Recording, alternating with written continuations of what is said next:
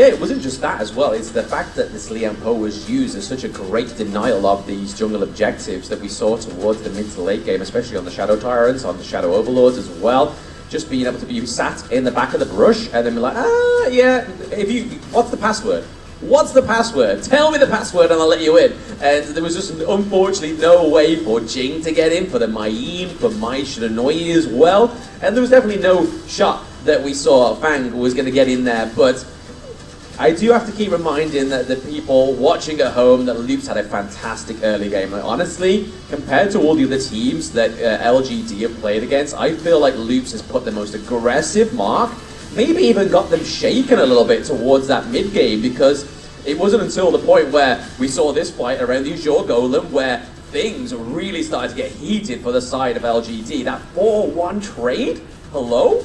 Yeah, for sure. That's the marker of LGD, right? They never lose out in the trades. It's always a positive trade for the side of LGD, and you can be sure that once this Lian Po goes in, there is a very high possibility that LGD will come out with a positive win rate. Especially this, what a bait from Zhong. They're using the Ocean of Tears along the Splendor, buying time for Zhe to come in, and once they have built room for themselves, it was all over, because the damage dealers like Kanka as well as Zeri were all taken down, and with ADH out of the picture, easy smites, man, easy kills. Yeah, no, you can see why the Lian Po here. Yes, but I don't think it'll be long before we actually find out now, because we are into the bans and picks of Game 1. So this is a best of 5. Those that are now tuning in at home, you have come in at the right time. This is Loops Esports against LGD Gaming. Obviously, Malaysian team, not to be mistaken with the Chinese team. But we have already on the board some very familiar bands here, Kin. We have the Chow, we have the Dolia, once again, keeping up her 100% appearance rate, baby. She's there to stay, but interesting, they go for Miffy's pig pick, which is the Zhongfei. Yeah, I like this because we actually spoke about this before the game, so they do identify that Miffy is a huge problem, but they release and open up the Mai, which is going to be snapped up immediately.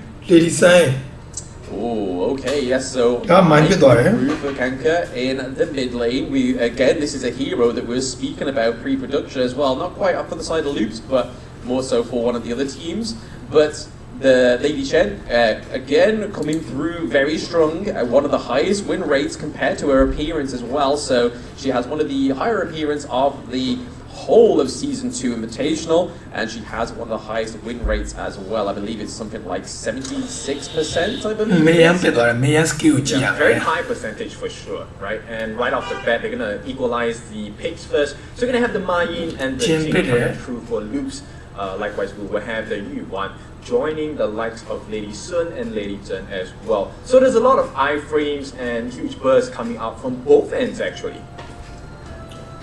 Yeah, I mean, that Jing coming through, I feel like when I was doing a lot of prep towards this game, that I feel like the Jing was going to be a highly contested pick, and Game 1's already kind of showing that is going to be the case with Jing coming through in Game 1. But what rhymes with Jing is Ming, and Ming gets banned on the side of Loops Esports.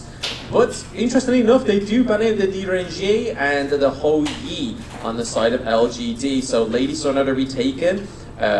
We look over to the side of Loops. It's going to be really interesting to see what they go for in that farm lane, because those four, because Ali banned very much towards the beginning part of the banning phase, Kid.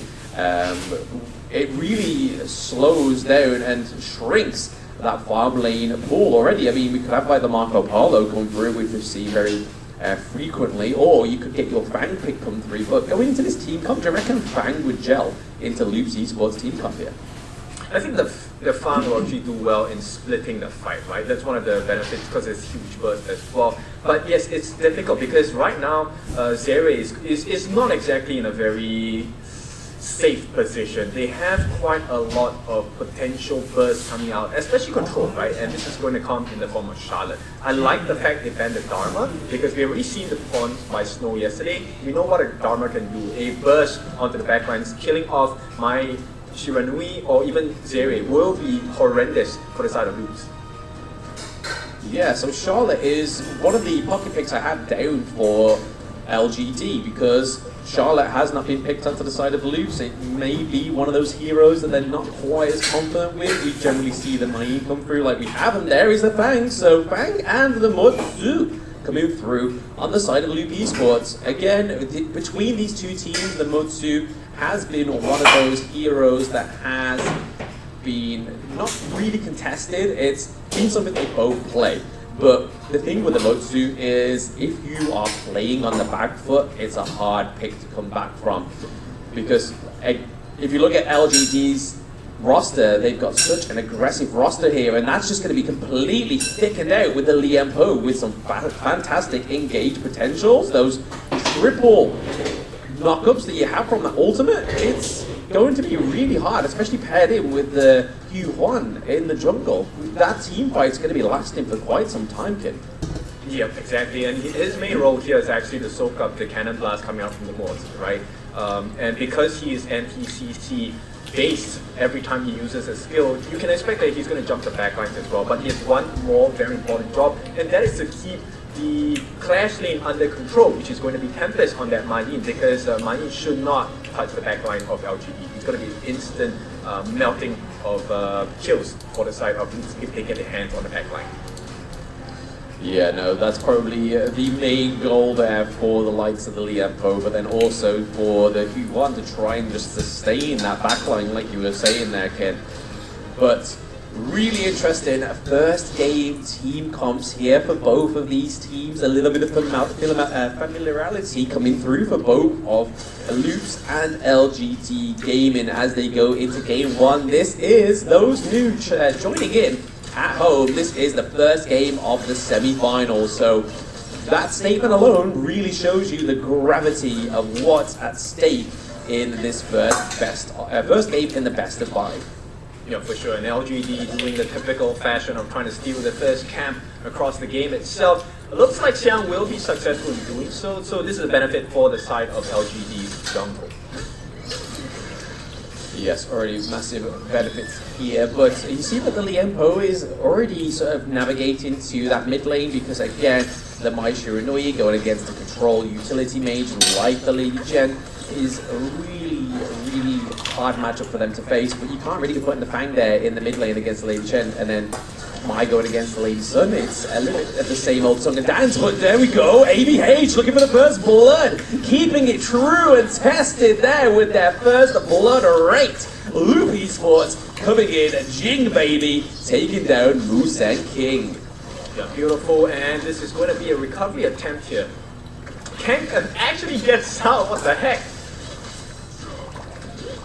Yes, almost gets caught there. Oh, very close on the side of Loop Esports, almost dropping their first death, which they don't really want to be taken here. They want as much lead as possible in this game one, and currently right now they are, and it's all thanks to ABH getting that first blood on Jing. And here is a little bit of information of Jing. So Jing's most common combo is the 1-2 ult, as we just see in here with ABH, perfectly timed, perfectly executed. Is that going to be a double kill? Oh, it's a 2 kills nonetheless. It is Kanka taking up the kill onto the Lady Chen as well. Loops are not here to mess around, kid. Things are looking a little bit shaky for the Malaysian team.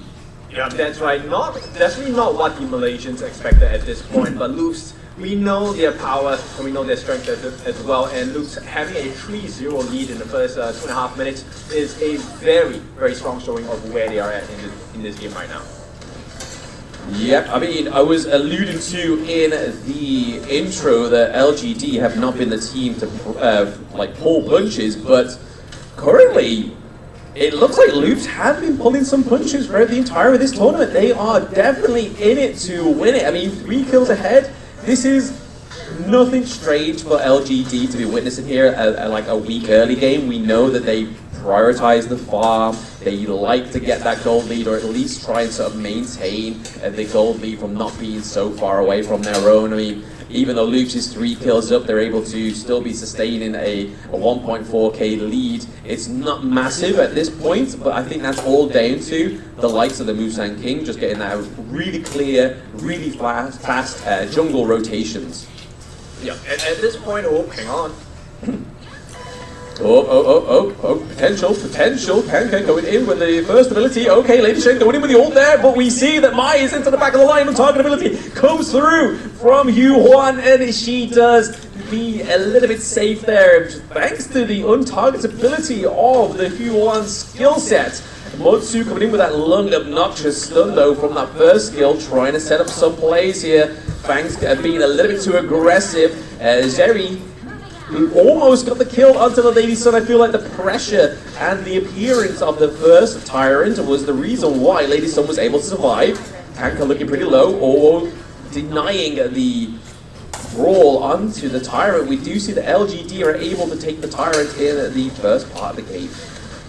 Interesting that happens, right? Because of the domination for the side of Loops. It looks like they will play more objective-based turrets here. They want to go for that T1 on the top, and looks like Zeri will take the Tier 1 on the bot as well. So for the first time in the tournament, I think LGD being out macro. Yeah, I mean, do we expect anything less from Loops? We've always said that Loops, the only time they generally struggle is closing out those late games. I mean, not quite to the extent of Osiris, but okay, fourth kill going over to the side of Loops, and they're not done yet. We see the ultimate shell come through from JR, but then JR gets taken down by the Jing. That is a 2-1 trade for Loop Esports. That was favorably and fantastically executed there by the Brazilian second seed. If this is how the second seed's playing against what we could consider as Malaysia's first seed, Kim, what's that got in store for Team Secret?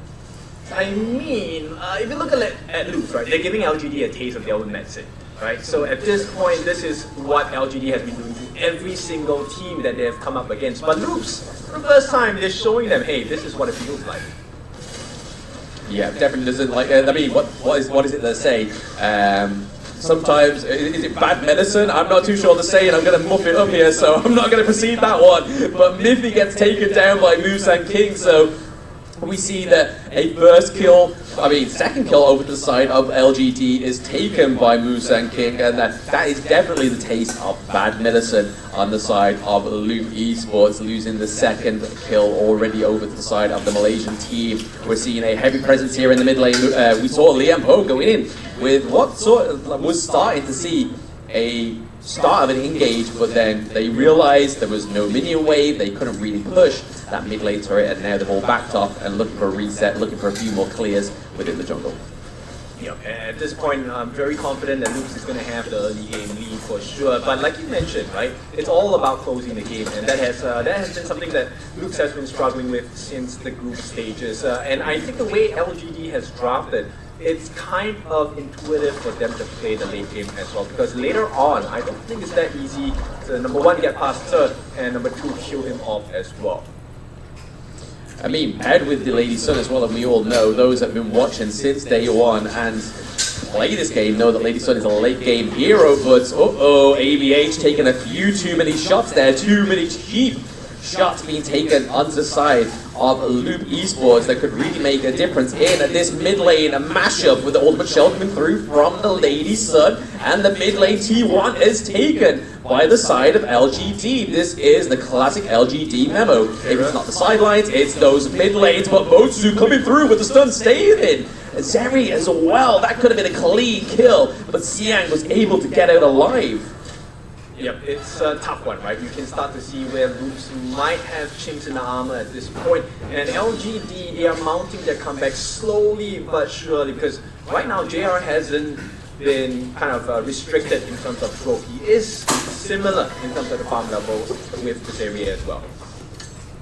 Once again, classic LGD just being able to maintain the safe distance for the gold difference, because it's not huge, it's not nothing. You'll be like, if you're on Loops, you kind of look, and you're doing so well, you'd be like, why is that gold just not that far ahead? But this is what LGD have tried and tested, and they know works. Nice double man CC from the Motsu's first ability there. Charlotte could potentially be getting picked up. Here it is, a 4v1, yes, there we go. Xiang gets taken down by Tempest in the farm lane, and the T2 falls as well. Can we get an Azure Golem? Oh, ABH steals it. Well, are they going to kill ABH? Yes, they do. So Z is able to clear them up, but Musa and King going untargetable. They are going to take a clean team fight here, taking down the Fang as well. That was a, what, 4-1 trade on the side of LGD, and they have a strong minion wave here in the mid lane, and only mine to stop it. Yeah, this is what I'm talking about, right? So LGD, they understand that, hey, yes, there is an early game power spike for the side of Loops, but here comes their own, right? At the 9-minute mark, with 1 more minute before the shadow versions of the Tyrant are overlord. So I think this is the perfect timing for LGD to really hit their stride as well. Definitely hitting their stride. They've finally taken the gold lead, so this is what we were always saying, or from the word go, it seems, Kin, is that LGD just love to play a bit of a mind game with that gold lead. You like to lull the enemy team into a false sense of security like they have with Loop Esports here. Loop Esports had the gold difference all the way in their favor until the point of that mid lane mashup. I mean, I don't call it mid lane mashup, it was all around that Azure Golem, just completely baiting the side of Team Loops Esports. But it seems like a little bit of a calm before the storm going on here, Kim. Yeah, for sure. If you take a look at the difference of itemization, right? Kanker actually went for a more aggressive item build. We have the Splendor on Zihong, and I think that might be a small itemization difference that might bait Loops in for a horrible fight against LGD. Yeah, not wrong there at all, Kin. Lovely itemization breakdown, but what we're seeing here is a potential breakdown of the Shadow Tyrant. They do start it, but is it going to reset? Lady Shen already procced in that first kill onto the back line of Loop Esports, doing a little bit of damage for the team fight. Miffy taking loads of damage there from not only the ultimate shell, but also Lady Shen with her abilities, and they're already making quick succession of this Shadow Tyrant. Mai and Jing are already trying to position themselves into the team fight. It's not quite going to work. They are being kept away from the Shadow Tyrant thanks to the Liam Poe, and this is the great potential. Oh, there we go, double man knockup. We see Miffy's already taken down, so no more stun for you on the side of Loop Esports. Jing may get caught out here as well. The Azure Golem does go to ABH, however, but Mai Tempest, he's on the wrong neighborhood, homie. You want to get out of there. If you try and create some distance, you may escape from LGD. Yep, they will not be distracted from the true objective, which is actually the Overlord at this point. And this is a Shadow Overlord, so Shadow Vanguards will spawn. I think it's a good job by this side of Tempest to try and cut the rage as well. They should try and get something, a positive trait somewhere else in the map as well. I mean, look at it so far. I mean, Loops have no jungle objective as of yet, so this Shadow Tyrant, I mean, the Shadow Overlord could have done them the whole world's a difference, considering that their whole mid lane has been decimated. There we go, Lady Shen with the untargetability thanks to her new skill, but there we go. Jerry is able to take it down thanks to the damage over time from that first skill of the Fang hero. But we saw a potential assault there onto the higher ground turret. It has seemed a little bit damaged on the side of LGD on the farm lane, but now the LGD do have the Shadow Vanguard in their possession. I think this could be the most aggressive push on all lanes right now from LGD. Oh, for sure. And if you take a look at itemization, I'm a little bit concerned for the side of Miffy here. Actually going for the Dawnlight here. Not going to be completed just yet, but they need a little bit more because they need to provide room for Zere as well as Kank. They're really just going for the kills, and as it stands now, they don't have a proper front liner. Tempest is meant to catch the back lines, or at least catch them in the group. And that doesn't leave a lot of window for the side of Loops to get a initiation coming in. Yeah, Loops is looking for a wide angle here, it seems, onto the Hue-1, but you don't want to be caught out, especially when she is very close by to the Liam Poe. But we saw what ABH was doing there, pushing that minion wave into the farm lane, hoping to try and get one of the higher ground turrets before the side of LGD, because I feel like that would really help them here, Ken, because as we've been saying for the majority of the match now, that Loops' a weak part of the game is that late game. So trying to get the higher ground turret before the side of LGD, I feel like would put a lot of immense pressure in one of these lanes and would just free up Loops to try and actually play as a team in a team fight. Yeah, you know, one of the win conditions for the side of Loops is actually the play by Kank. Hang on. Uh-oh. A little bit of deep water there, none to be frowned upon, but Liempo actually not doing anything. We saw a potential engage that seemed it could have been fruitful. It could have been fruitful if LGD were closer to the whole play. Unfortunately, nothing came from that, Kin. I think Loops got off that one scot-free, and at this point of the game, going into the 14-minute mark, I think that is probably a blessing on the side of the Brazilian team. Yeah, for sure, because at this point, there isn't much to fight over in the map just yet. Maybe the Zero Golem that's going to be coming up. But, oh, hang on, Xiang catches 2. Oh, yes, almost catching 2. Liempo going in. They're all looking pretty low, focusing the Fang. Fang is able to roll out with the second skill. Again, how many times are Luke's gonna be able to get out of these team fights scot-free without losing any of the heroes? I mean, yes, we've had to have a recall from ABH, which is not great, knowing that the Shadow Tyrant is up once again, and still Loops at the nil point of the jungle objectives. Kin, is this going to be where it all changes around? We see that Jing is aggressively going forward, but we see that LGD is able to pull the Shadow Tyrant away from them, but there's still a deny of access to the jungle objective once again. A great damage buff going to LGD. Yeah, as it stands now, I think Loops, they have about a 2-minute window before the next game-winning play. That's what we're looking at, right? So Loops, I think they need to make sure that Mithy and Kank do get something out of the next fight. They are the win conditions.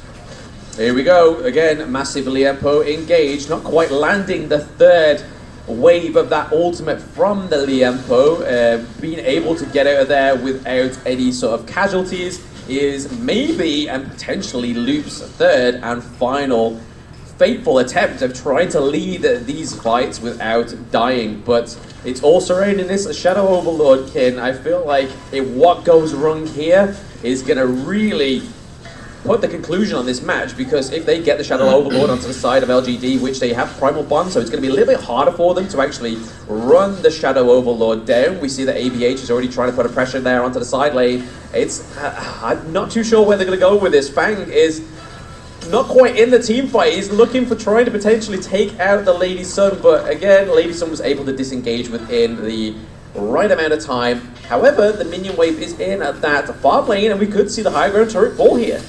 Yep, that would be a huge mistake for the side of LGD. Luke trying to capitalize. Oh, there we go. Finally, it has been broken. The curse, the seal has now broken on the side of Loop Esports, being able to take the Shadow Overlord, not being able to quite take that high ground turret. It is very, very low. So I feel like that is their next point of call. If Loops can just get a few kills into this next interaction between these two teams, Mithy with a nice long range stun, I feel like we could potentially see Loops try and finish this game.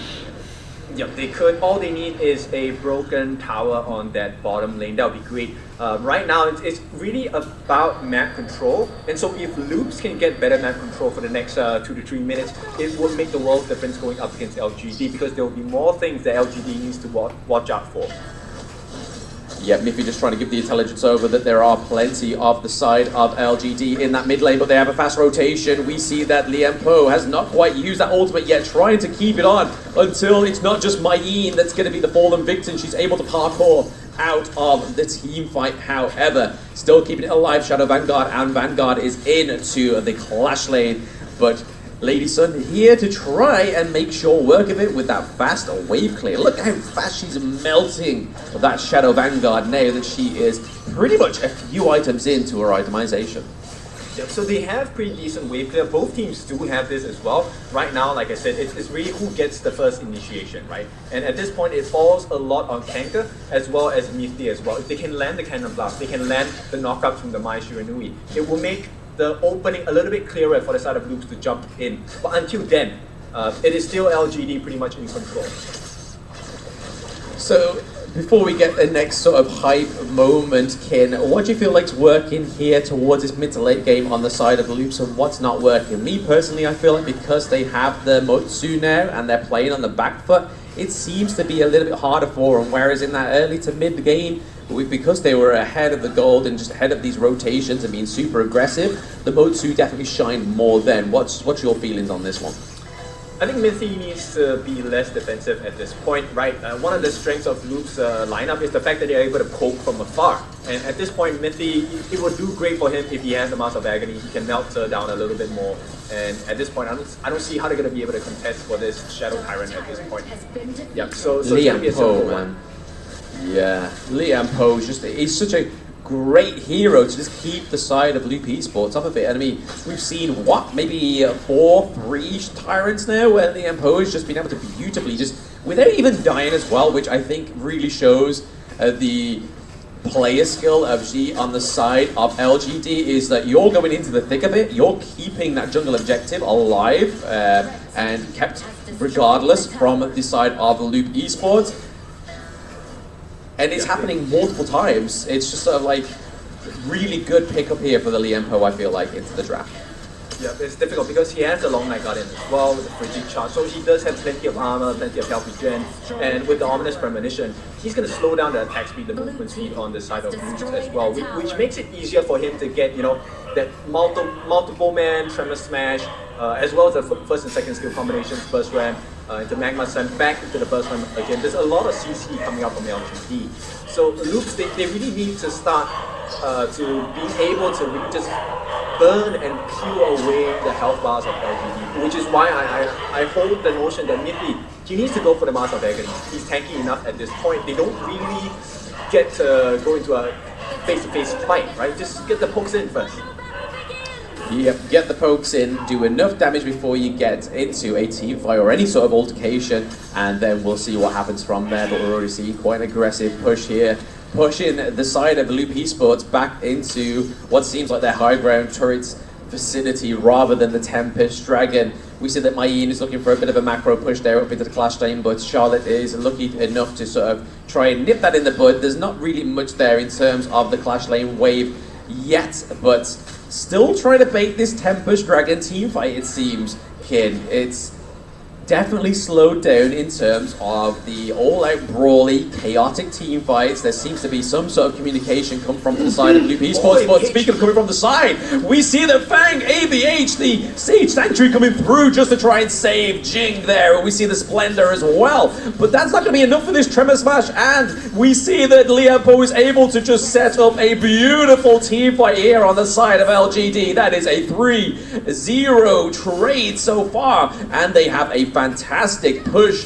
here set up for the mid lane, but they only have Miffy, they only have Tempest to try and clear these minions in the mid lane, but that high ground turret is definitely falling thanks to the Lady Sun. We see that Liam Poe is tanking a lot of those shots from the Crystal, but it's not just quite done yet. We see that Tempest is just trying to kill or something, get something from this team fight as Siang is trying to keep the Motsu away, but that is game 1 going over to the side of LGD. What did it look like? A little bit more pain because he completed the Dawn Light. He got the Radiance along with the Crimson Shadow as well for the support item, Ominous Premonition.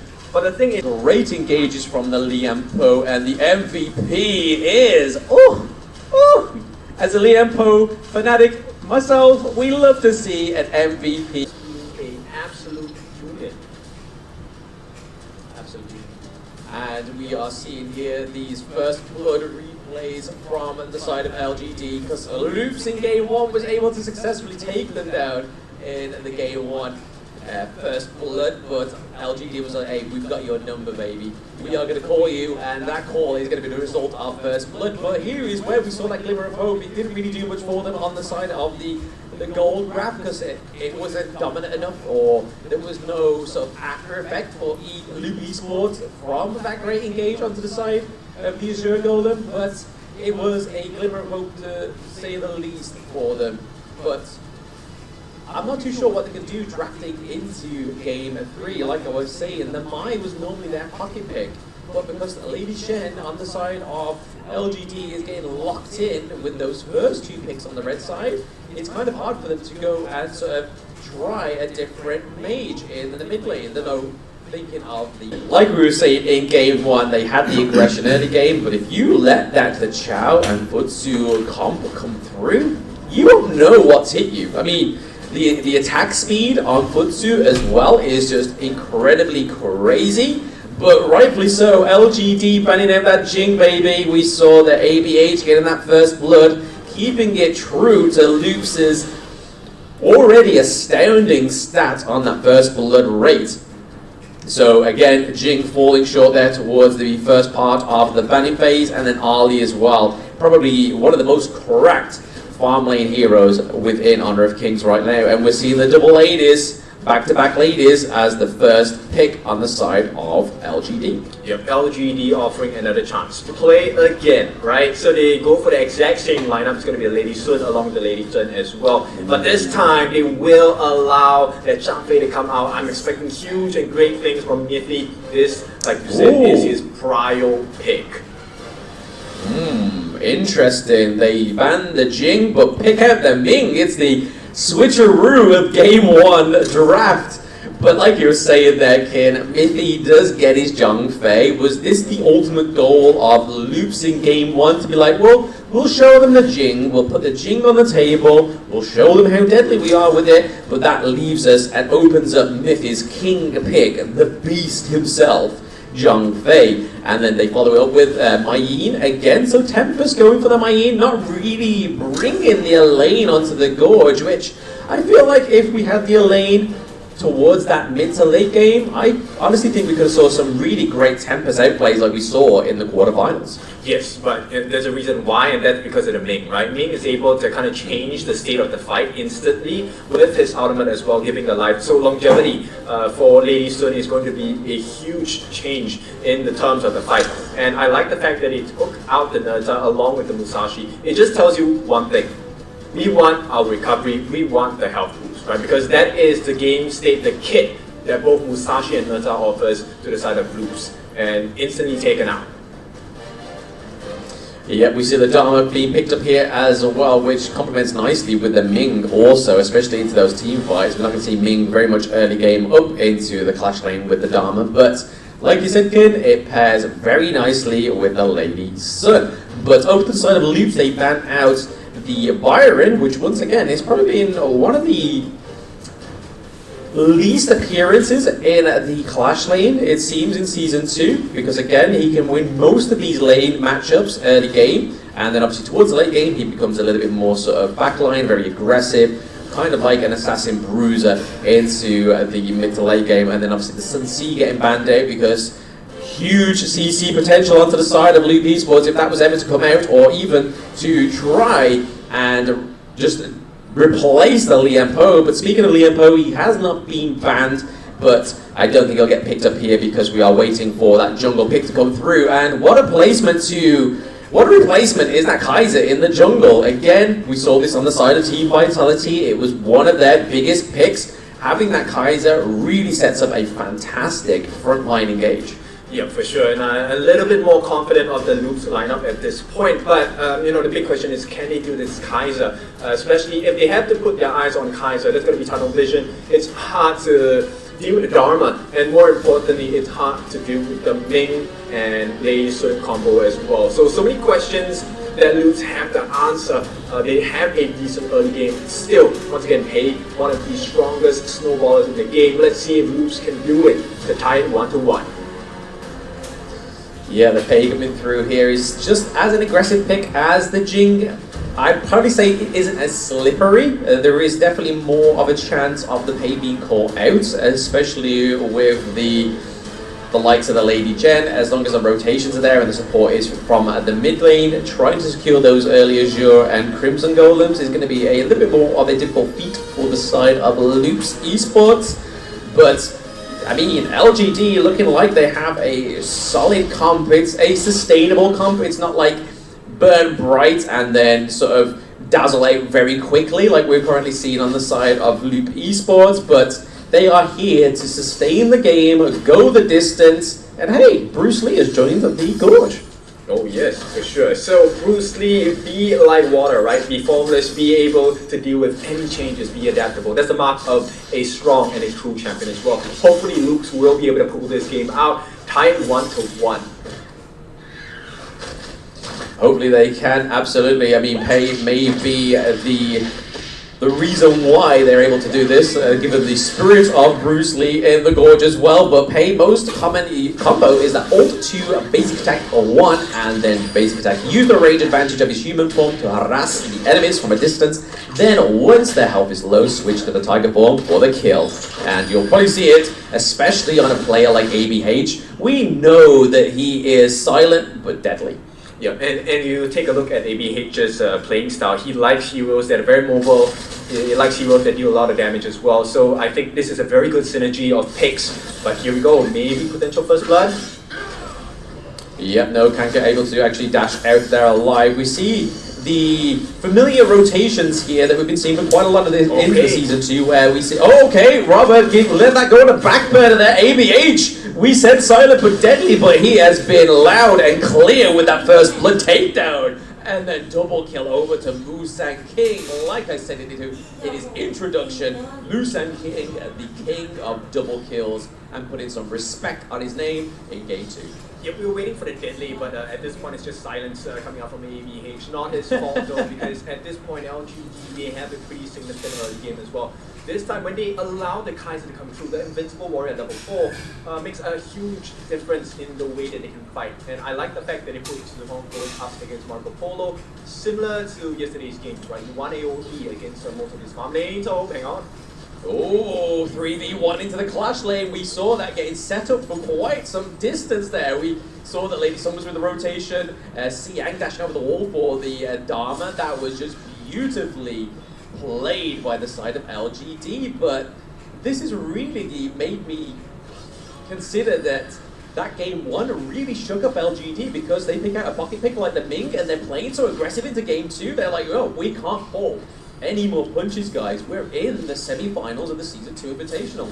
If we doubt the second seed Brazilian team for a second, we could be looking at an L in the semi-finals, which, when you battle it so well this far into Season 2 Invitational, you kind of don't want to go out knowing that you didn't do your best. Well, actually there's one positive thing you can take a look at Loops, and which is they managed to pull the respect of LGD. Now they're taking it to the next level. Oh, okay, speaking of next level, we could be having another next kill up into the clash lane, but Tempest being able to kick away Dharma, because Pei being quite close by as well. I feel like that 2v1 would have definitely gone into the favor of Loop Esports in the clash lane, and Lord knows they need a kill on the board, because LGD are up with 3 kills there. They're ahead with the gold lead ever so slightly by 1.9k, and again, LGD just playing to their strengths. The Ming pocket pick coming through here. I don't think they've actually picked the Ming up in the rest of the tournament, so this is clearly something they wanted to save for the semi-finals, and something that it's not unusual that we don't see, but it's very rare that the Ming comes through, because it's all about sticking to one of these heroes. Ming cannot be reliant on his own. He has to be somewhere with someone. Yeah, so, playing with the Ming, it requires your drop in your composition to be able to save yourself in the team fights. And it checks the markers for most of the members, in fact, all of the members of the side of LGD. Xiang, of course, 1v1 against Tempest. He's going to have an interesting time, right? Because number 1, he has a level advantage. But more importantly, the reason why they're going to play Ming here is because everyone else has survivability in their kits. There's iframes, there's lifesteal, there's health regeneration, everything makes sense. So that's why the Ming is so potent, so dangerous for the side of LGD. They say nobody puts Baby in the corner, but LGD with this draft clearly leaves Baby in the corner, because all their laners can just self-sustain. Like you said there, Kin, they have escapability, they're able to clear the waves pretty much on their own, and then obviously Kaiser, it doesn't need anybody to hold his hand, but Kang could potentially here needed somebody to at least give some assistance, and Mithy was a little bit late there to try and soak up any of that damage or try and bring anything into the favor of Loop Esports. We're seeing that Zeri here was looking to help himself for a little bit of gold, trying to keep a gold, or trying to close the gold difference in that farm lane. As we can see, the Lady Sun is already ahead by 0.6k. Yeah, and at this point, I don't think the Loops can take any fight consistently, all up to the point where maybe Zeri gets his hands on the Loops thing, right? Because at this point, they won't be able to melt down Musang King, who is here having fun once again with Mickey. That's not a sight that Loops want to see for sure. No, yeah, the team that's ahead having fun, that's a recipe for destruction, I think, kid. Knowing that somebody that's having such a great time in the early game is just trying to still maintain and have fun, that's hard to sort of play around because they're not going to be tense. They are just going to be going with the tempo, and the tempo is clearly here for the side of LGD, taking the T1 turret as the first turret in Game 2 to fall here, which we all know this far, but those at home may not. The mid T1 is detrimental to your team because it opens up those that fall to the T1. Your jungle is now open to the enemy team. You're open to more susceptible ganks as well. But here we are. There is a 4v5 currently going place here. There we go. ABH, like we know him in Game 2, taking a kill for the side of Loops and still soaking the damage. Is the Zhang Fei keeping Kank in. The team fight is able to pick off the Dharma as well. So they may take the T1, but it looks like LPS are here to take their Azure Golem and potentially push these T2 in the bot lane. Yeah, love this gameplay by Loops. This is one of the ways to recover as well. Just ignore the tanky people. Let's just go for the ones that we can burst down, and that's exactly what they did. They got JR the lead button instantly got the kill, and that changed the whole fight because there isn't a lot of consistent damage. Let's take a look at how that went down. Yes, look at this beautiful replay, just keeping Musang King away from the squishier heroes on the side of LGD. Loops just know how to navigate this. They have the sat-nav, they have LGD's coordinations, and they know how to navigate that team fight. And that was clearly stated by what we just saw there in the replay. So I think Loops just need to offer a little bit more of that. Some more of that spicy Brazilian flavor of that team fight will keep them definitely considered in this best of 5, but they are going to lose that T1 up into the clash lane. Musang King going in here as well. We're already seeing to the back line of Pei trying to take down one of their high damage dealers, but we see that Miffy is able to give some support. It's all going around. This is your Golem. They were able to take it though. So Loops not actually losing anything in that team fight, not even an Azure Golem. Yep, they have to be careful about Miffy at this point. He does have half his health left, so they can't actually take too many fights unnecessarily at this point. They will try and look for one of the members on the side of Loops. Yep, Tempest sitting like a, I don't know what in that brush. I mean, I would not want to be there, but luckily for the side of Loops, the LGD just did not have the intel that they need, but pushing back is the Mai, and there's the ultimate shell from Lady Sun coming through, taking down Kanka once again in the clash lane here, but okay, Tempest coming through. He played the waiting game. He takes down JR, and down goes. Oh, okay, no, they're able to escape. I thought Ming. It was going to be a Ming Vaz there in that team fight against Smash, but no, he was able to flash over the wall as that was a beautiful patience. Patience is a virtue, kid. Oh, and sure. Loops displayed it. Yeah, well, okay, patience, wait. Speaking of patience, we saw LGD play the same patient game, picks up the Pei, which, to be honest, taking down JR or taking down your enemy jungle now that the second tyrant is up, I think that is not an equal trade. Yeah, and you know what? At this point, Loops, I think they might be able to do it here. They do have the Doomsday going to the hands of the Zarya already. He's already halfway towards his elite charge as well. He will be the survivor to take the fight. Right now, it's really about the burst potential coming in from LGD. If they manage to get the best destructive deluge, it might change the game for Loops. But likewise, for the side of Loops, if they're able to make sense of that combination again, that unbridled outburst into the whatever number one coming out from Tempest, it will change the fight to positive relations for the side of Loops. Yeah, I mean, already showing into game 2, I feel like the Mai Shiranui may be something they might want to like relax on, because it seems like the Mai Yin's basically taking the function of the Mai Shiranui. Yes, not as much damage, but able to sort of like separate the team fights. It seems like it's been trying to test it a little bit too much here. Miffy taking a lot of damage already in this early team fight without none of his co-dependents nearby, but already resetting. The Tyrant is already looking for a promising start here. Are they going to try and take it, try and combat, and try and go for a Tyrant this time around? Because last game they did not get a single one, but Xiang taking Tempest down the back of the Shadow Tyrant camp as well. So already looking at the handicap team fight if they do decide to take this, but JR doing his macro plays that he's well known for in the farm lane, looking to try and take a high ground turret, which would be at a huge detriment for Loop Esports going into the 11th minute mark. And this is why LGD is so scary, right? They always make the checkmate plays here. Yes, you know what? We take a look at Miffy's ultimate, Unbridled Outburst to up. We don't commit, right? We don't commit to the Tyrant.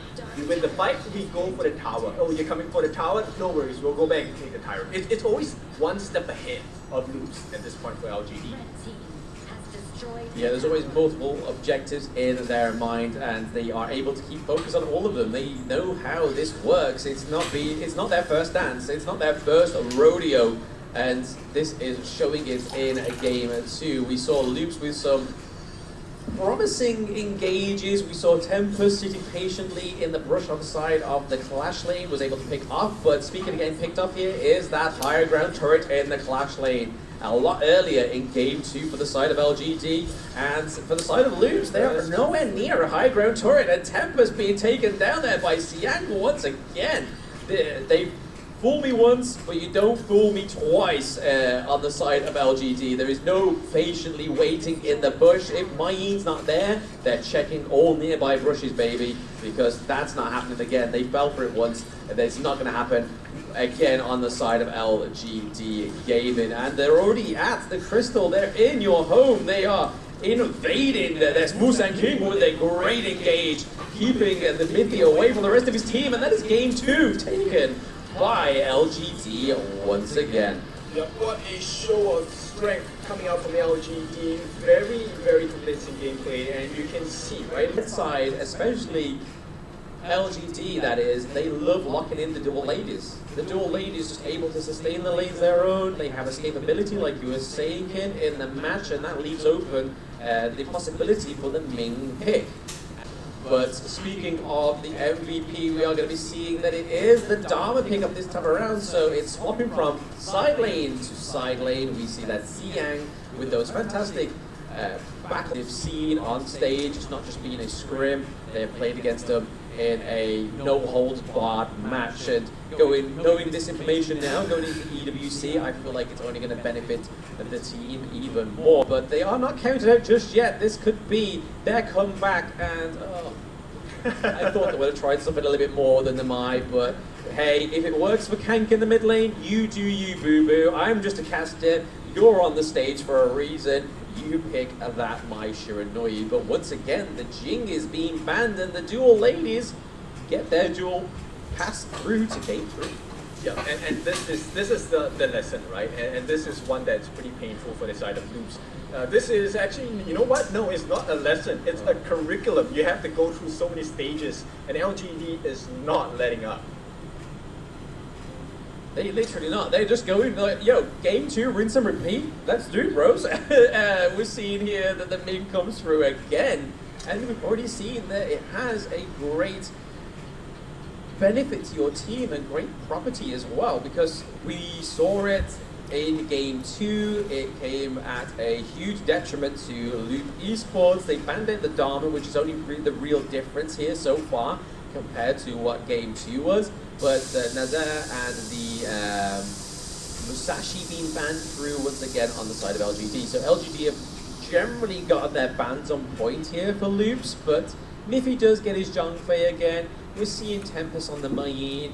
I would rather have seen Tempest again on another Clash lane. Obviously Byron was up, but they decided to go for Byron. They banned him towards the later part of the banning phase, which just gave him a little bit more damage, because even though this Mayin's been used as a human ward, Ken, I feel like the damage it gives is not great, and now we get that Sun Sea is I mean, I hate to say it, but it's getting more painful for the side of Loops, because if you take a look at LGD's lineup now, if Kaiser was, you know, the lesser of two evils between Byron and him, Sun Ce is the hidden destructor, because he offers so much. Not only does he have the burst, he has huge rotational speed as well. The set sail might be the game breaker on the side of Loops. They need to figure something out.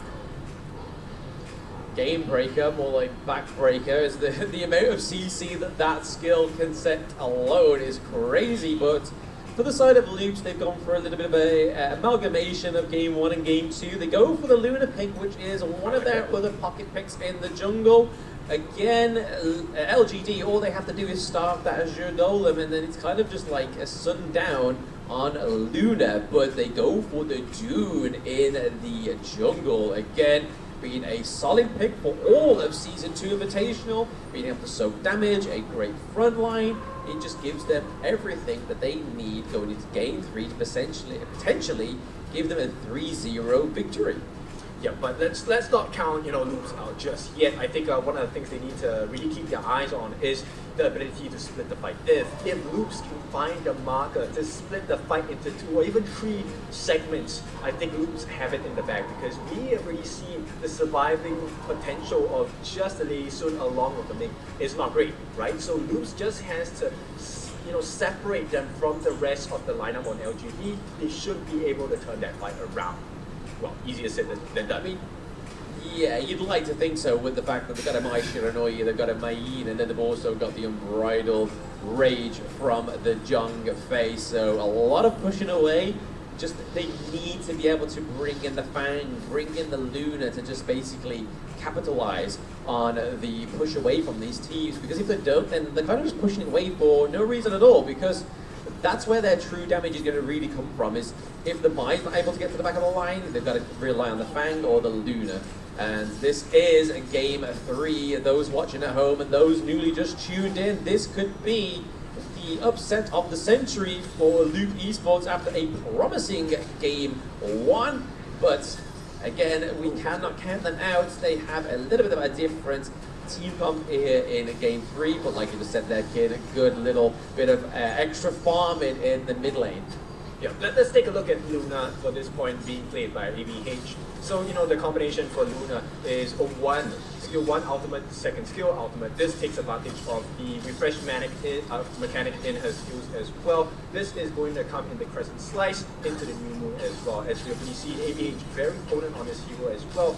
And so if the combination makes sense for them, he could potentially turn and wipe out the side of LGD. It really depends on whether the team can set up nicely for him. And this is going to be a very important job coming from Tempest as well as Miffy. Yeah, just keeping a little bit of a change of lane here that we've seen as the first time, I think it is in Global, really, when we see in Season 2 Invitational that you see the farm lane go to the mid lane, especially when they're going against the Mai Shiranui, because Lady Chen does not have the easiest of laning phases against an assassin, and obviously there's a little bit more farm there to be had for Lady Sun, and with her being a late game hero, if you could get her any little bit of bonus gold in the early game, it's just going to mean that she activates a lot sooner, especially when she gets those items. So playing her in the mid lane against the Mai Shiranui, especially paired with Ming as well, I think is probably a really good strat here for the side of the LGD. We do see the teleport mechanic come through on the side of LGD as well. Musang King is already looking pretty prevalent in the bot side, stealing a little bit more gold. It looks like they're trying to set up a perfect storm for when this Tyrant, the first Tyrant of the game, shows up. Yeah, LGD already showcasing a slightly better understanding, right? And giving the best win conditions possible for the side of their teammates, because there's huge wave clear, there's huge burst coming in, and they will not be able to kill him set still. Oh, Sun C looking at 2v1 here. Mine pushing away, but that was the getaway card. Oh no, Kank, there's too many kicks away, kid. Too many kicks away, and Sun C gets to live to see another day. I thought he was gone. I legit thought he was gone. Honestly, the set sail, I mean, he didn't even set sail, but he definitely set sail on his dreams of being able to escape in that 2v1 situation on the side of LGD. So props to LGD for getting out of there, but a little bit of a overly aggressive kicks from Loops, it seems. Obviously, yes, he was aided by the flash on the side of LGD, but it was, they could have definitely closed that out before he even got the flash, but we see that Fang is trying to just clear this bot lane. Lady Shen still prevalent down into the bot lane as well, whereas Lady Sun is keeping it calm and collective in the mid lane, so she gets more gold, but Xian going in for another dose of death. The ultimate shell white connect there onto ABH, but oh, Ming getting the first blood What a violation to give your support player the first blood in Game 3 of the semi-finals game. Yep, and with Glide, I mean, okay, Glide does some damage, but what was that last hit?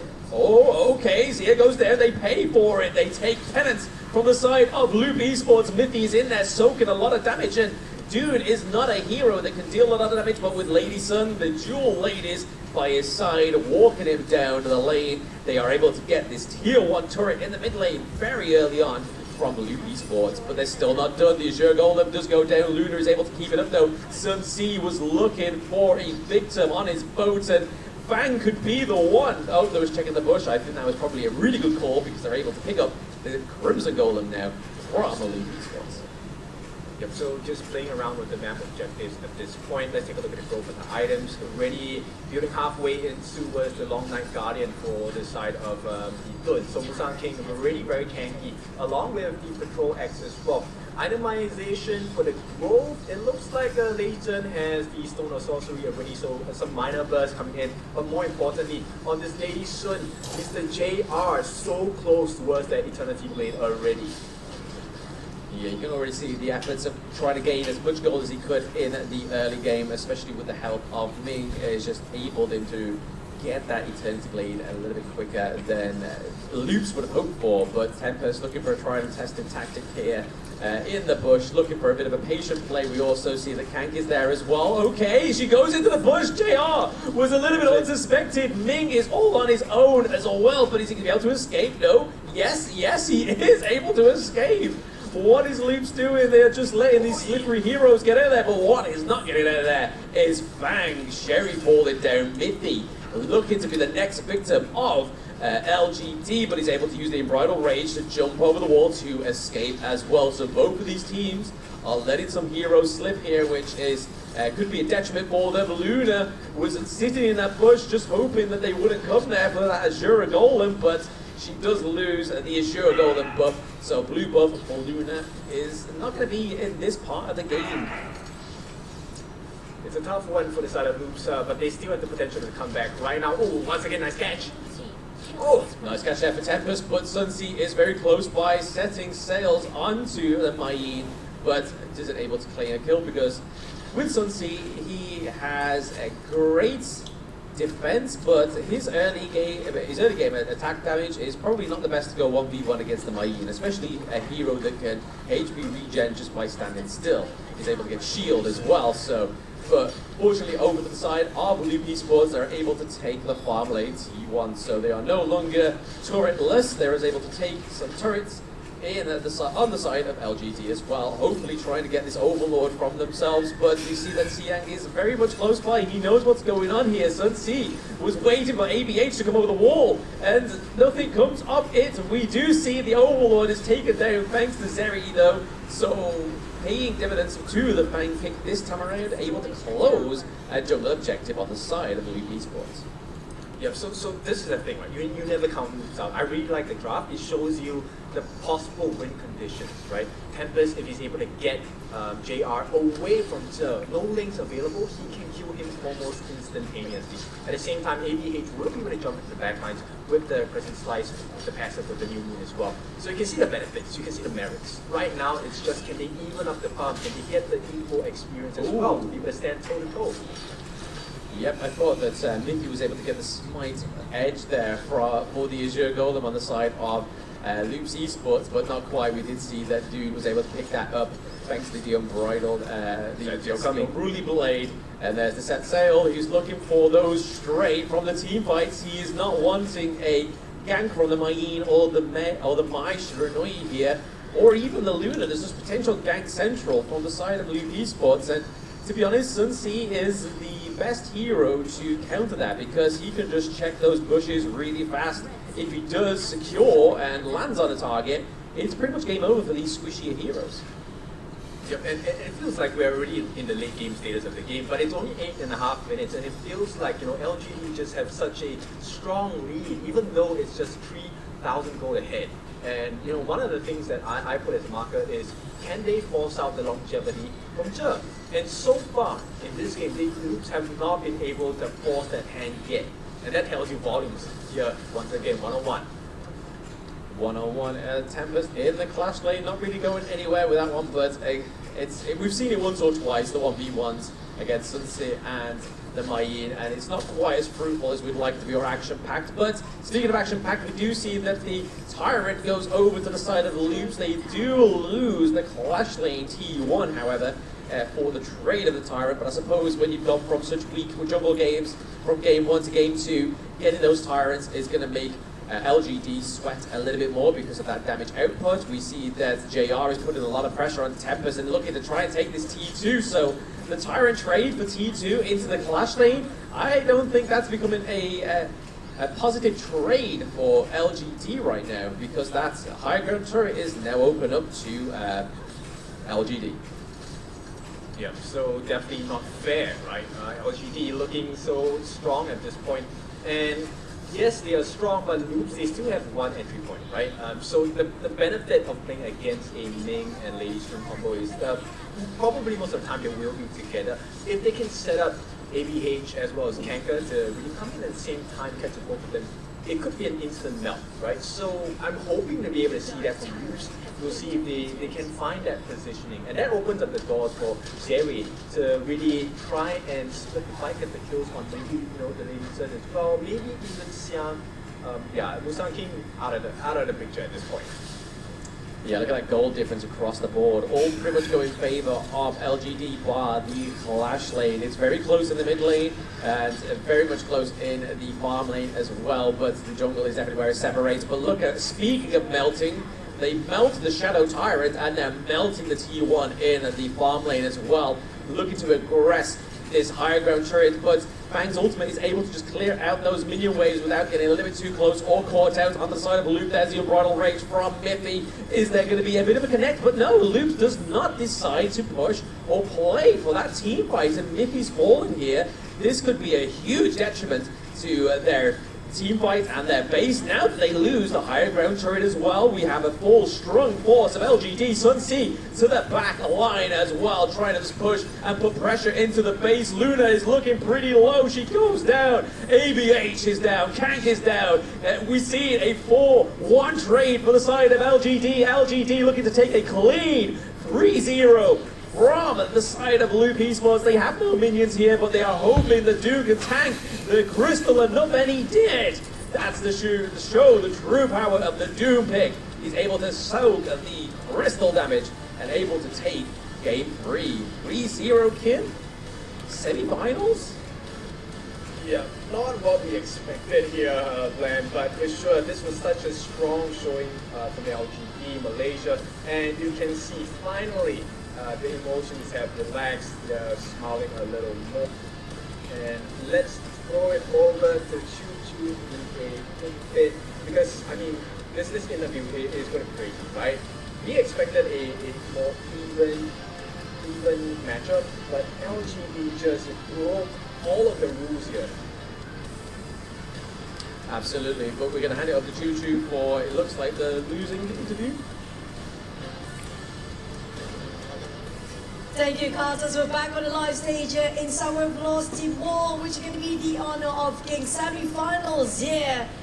And we have, unfortunately, for the Honor of Kings Invitational 2024 Season 2 journey, this is going to be the end of journey for the side of Team Loops. But it's not the end of everything yet for them, because you guys still have EWC in Riyadh. Now, coming up from the teams, thank you so much for such a performance, but what do you have to say for all your supporters and your mamas and moms out there that's been supporting you?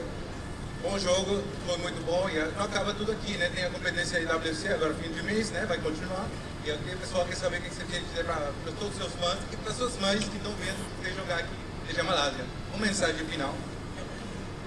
Eu quero agradecer a todo mundo que está assistindo, acompanhando a gente, porque querendo ou não, foi uma carreira bem boa pra gente, sabe? A gente demonstrou o nosso potencial e poderia ter demonstrado mais, mas enfim. Quero agradecer a todo mundo que está assistindo, acompanhando, quem se tornou também torcedor da Lopes agora nessa carreira. O pessoal do Brasil que está assistindo, muito obrigado também. É de manhã lá, todos os jogos estão sendo de manhã, então eu agradeço de coração mesmo, todo mundo tá assistindo. E é isso, agora vai ter a WC, a gente vai estar, se Deus quiser, melhor para chegar lá e obter um resultado melhor. E acho que é isso, sabe? I want to thank everyone in every single time zone for their support. I think we did quite well all in all. It didn't come out the result we wanted, but I think we will keep on working so that we're more prepared for the EWC and impress everyone with everything that we can do. Now we're looking for that. From my side, I need a favor for you guys. Can I have you guys shout, see you in EWC? Can we actually do that? Coming out from the chest. Yeah, see you EWC, okay? Kita berkamera, see you in EWC. All of you guys, okay? See you EWC. Bye. 1, 2, 3. See you in WC. Thank you so much. Okay, but before that, we're gonna have a give a bow for all your audience out there. So. Por favor, com a cabeça no frente. Obrigado. Thank you so much, Eden, on the side of Loops. Thank you so much, ladies and gentlemen. So, and also that was a great performance coming out from the side of Loops. And thank you so much, Andrea, as per usual. But coming out from the winning team, oh, I'm still gonna stand with it. LGD Malaysia. My, oh my. Now we have the Malaysian flag here. And welcome back, Jimmy. I miss you, buddy. Okay, you guys stand a bit to the front. Nah, don't be shy. A bit to the front. Ke depan sikit, bang. Oh, okay. LGD are winner and the first team to go to the grand finals for the Honor of Kings Invitational 2024 Season 2. Congratulations once again. But I think everybody here, some of them first day coming here, some of them your new fan, some of them want to know about you. Can you reintroduce yourself with your role? Can we start from the far right? Kalau korang kan kat sini ramai fan baru datang, ada yang tak kenal lagi, ada yang baru nak kenal. Boleh tak you bagi tahu nama you apa, role you apa? Saya anak LGD umur 19. Single? Saya main support. Main support single tak? Single? Okay, tak payah, tak payah. 19 tahun single, misteri. Okay, next one. Coach pun sama juga. Coach pun sama. Hai semua, nama saya Joker, LGD Joker. Saya coach dengan LGD. Nama saya LGD Jia. Saya main farmland. Saya LGD Zihong. Saya main midland. Saya LGD Musangki. Saya main jungle. Nama saya LGD Siang. Saya main flashland. Assalamualaikum, salam sejahtera. Nama saya Jimmy. Saya seorang jungler. Jimmy. Banyaklah fan Jimmy kat luar sana. Bila kita nak tengok Jimmy main? Next time. Dia tengah busy study, okay? Ada bolong. Tengah exam kan? Tengah exam. Okay, kita boleh pass mic dekat coach lah. Saya nak bertanya dengan coach. Tapi sebelum tu kita bagi kejap. Sorry coach. Musang King nama mana? Musang King? Tu mic. Tak apa. Tukar je pegang. Okay, boleh. Musang King. Why is your name Musang King? Kenapa awak pilih Musang King? Because our teammates like to eat Musang King. Siapa? Who the one who like most? The coach very like. Ini pandai dia ambil hati coach ni. So basically his name Musang King is because a lot of his teammates love eating Musang King. If you guys don't know, Musang King is a type of a fruit. We call it durian. The different variety is going to be Musang King. One of the most expensive one they like, you know. This no joke lah, this team. Okay, now we can pass to the coach. Ni coach orang Sabah ni. Okay, coach. Sekarang ni untuk selepas ini korang akan menentang tim untuk di Grand Finals. Jadi persiapan daripada coach macam mana? So basically for this, you guys the first team to advance into the Grand Finals. How's the preparation for the team so far? Actually, we just do as a normal. Yeah, because we so much confident we can go to the final. So right now what we are doing, just like all the steps like in our planning. Yeah. So our planning is get 0 defeat in this tournament. Oh, so far still 0. Yes, so far right now it's still 0. More Musang King for you after this one. Okay, but last but not least, what do you have for all your fans across the entire? Well, I mean, like here we have. Not just that. We want to test you today. Can you say in Malay, English, and Chinese? For all your supporters. Malay dulu kan.